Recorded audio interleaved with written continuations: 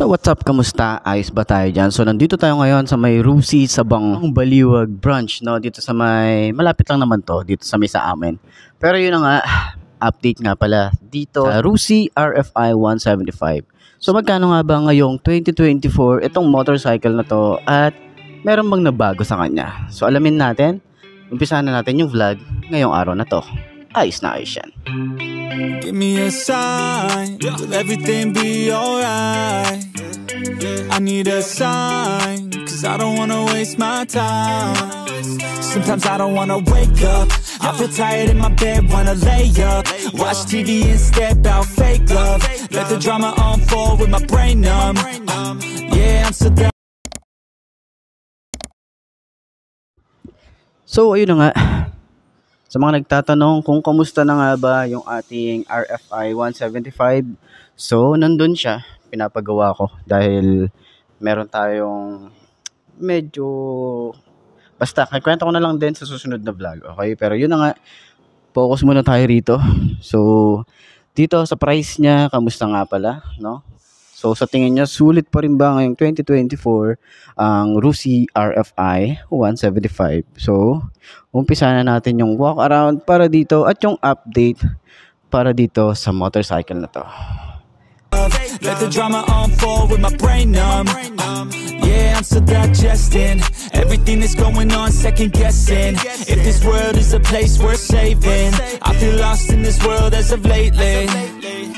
Give me a sign, will everything be alright? I need a sign, cause I don't wanna waste my time. I wish I knew if all of my dreams would come true. I wanna be free. Ano nga, itong kulay gray, ngayon ko lang na-vlog kasi yung kulay gray, pero parang iba yung pagka-gray niya ngayon, parang medyo dark siya. Ay ano, compare dati na parang malata dati. Parang light siya. Tapos meron pa siyang mga ibang kulay dito. Meron tayo ritong kulay black. Tapos may gray pa din dito. Ayun, kung titingnan nyo siya or sa personal, check yung mabuti. Parang iba yung pagka-gray niya. So comment nga kayo dyan sa baba. Yung mga nakagamit or user ng kulay gray kung tama ba ako. Pero yun na nga.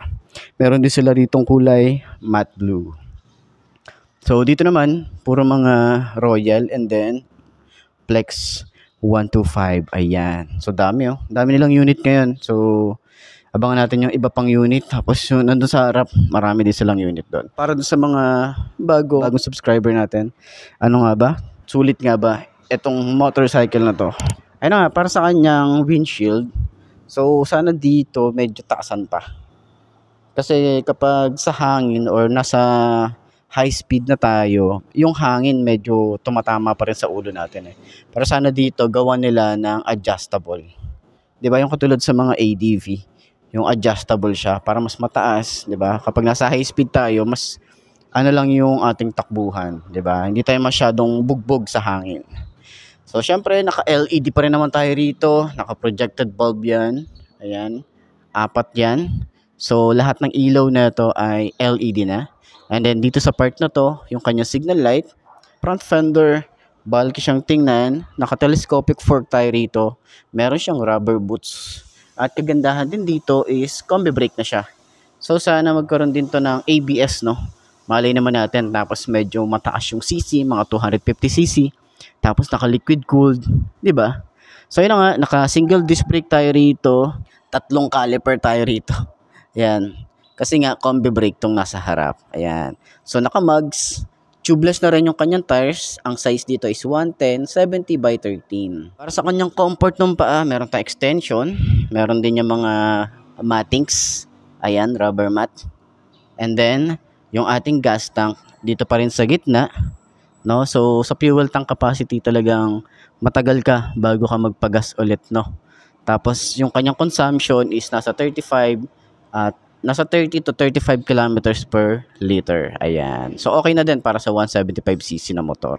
Nakakilis pa rin tayo rito. Dito binubuksan yung kanyang seat and fuel.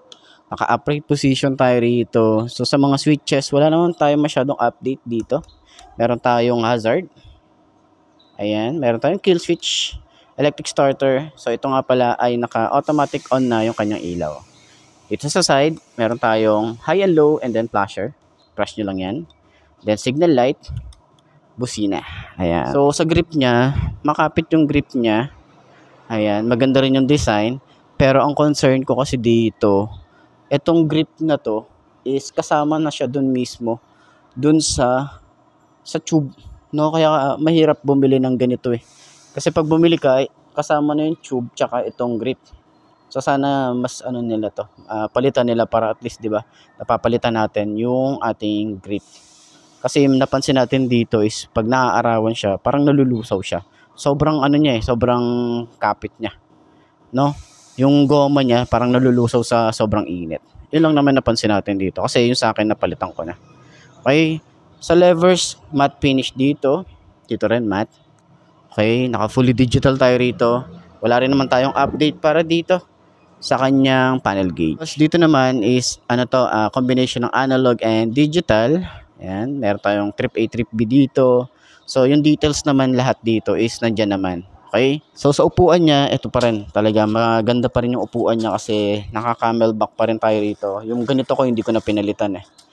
Tsaka ang premium niya kasi. Tapos masarap din siya sa puwet, no? Kahit sa long ride, no? May mga stitches din yan. Tapos yung grab bar niya, maganda yung style. Yung sa akin hindi ko pa nilalagyan ng top box kasi parang ayokong lagyan. Parang medyo masisikipan yung aking OBR. So premium pa rin yung dating anong ating emblem dito. Gusto ko pa rin yung design nito. Buti na lang hindi nila to inaalis. Tsaka kagandahan dito is wala ka halos decals na makikita. Tsaka yung kahit yung Rusi logo, wala ka masyadong makikita rito. Ayan. Then dito naman yung kanyang foot pegs. Ayan oh. Maganda pa rin yan. Meron pa rin tayong lock. And naka-air cooled pa rin naman tayo rito. Tapos yung kanyang muffler, stylish pa rin yan. Meron tayo ritong swing arm pa din. Yan, naka-dual shock tayo rito, adjustable. Yung sa akin hindi ko na pina-adjust eh. Kung ano yung tigas niya or lambot niya, yun na yun. Kasi maganda naman siya. Kahit mag-isa ka or meron kang angkas, all good yung kanyang performance. Meron tayong tire hugger or mudguard. Flexible yan. Naka-disc brake tayo dito sa likod. Naka-single piston caliper tayo rito. Naka-mugs din tayo rito. And then, ang size niya rito sa likod is 130/70 by 13. Ayan.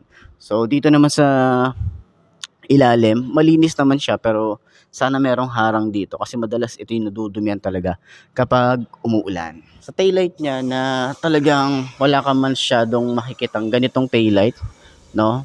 Unique style talaga yung kay RFI. No, tapos nandito na rin yung signal light niya, yung tail light niya, meron tayong plate light, may reflector dito sa baba, and yung panggilid niya is meron pa rin naman tayong kickstart dito. So, karamihan kasi ngayon is talagang wala ng kickstart. Ayan. So, may kill switch tayo para sa kanyang side stand. So, sa compartment din natin makikita eh, kasi nalock natin dito. Check natin sa iba kung mapipindot natin. Check natin yung seat. Yun. Ayan. Meron tayong compartment dito. Tapos yung battery doon. Ayan. Meron tayong compartment. At least kahit paano meron tayong may ilalagay dito. Ayan. So, sakyan naman natin yung motor na to kung ano ba yung itsura natin sa 5.2 na kagaya ko. So, kahit ito yung motor natin, medyo tingkayad talaga tayo rito. So, check na natin. Para dun sa mga nagbabalak na bumili ng ganito, tapos 5.2 rin yung height, no? Is meron kayong reference. I gotta find a way to believe. All I know is that if I give up then it's over. But if I keep going every day's a bit closer. Highs and the lows feels like a roller coaster. It's never over. I gotta find a way to get inspired in this.